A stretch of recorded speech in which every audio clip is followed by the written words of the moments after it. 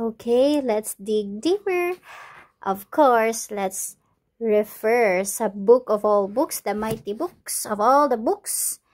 Ang kani na books is the book of Revelation.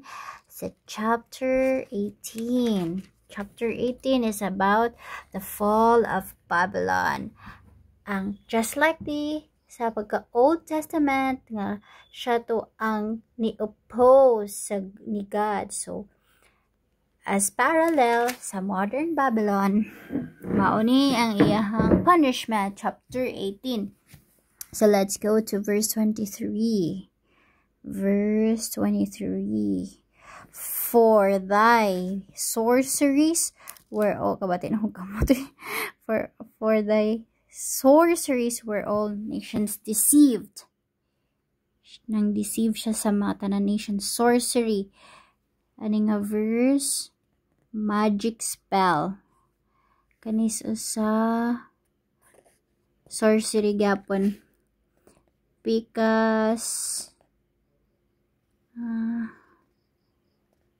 sorcery gapon. Then, sa version sa Bible nga ginagamit sa homily, sa readings, is magic potion. Other kuan is magic spell, sorcery gihapon, sorcery. Adara, New American Standard Bible ang witchcraft. Sorcery, makasagaran sorcery. Then, since English translation naman ni siya, mugamit ta sa original niya na word, original jud siya nga kasulat. Since this is Revelation New Testament was originally written in Greek.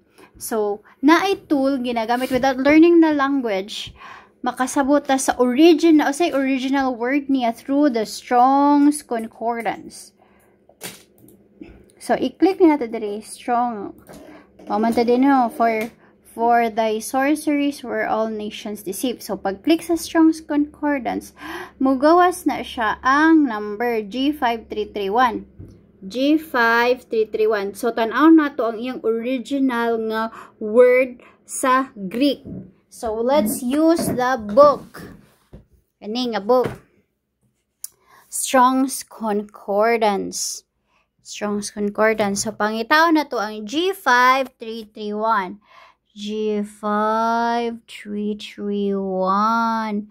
Agay. G5331 Pharmakia.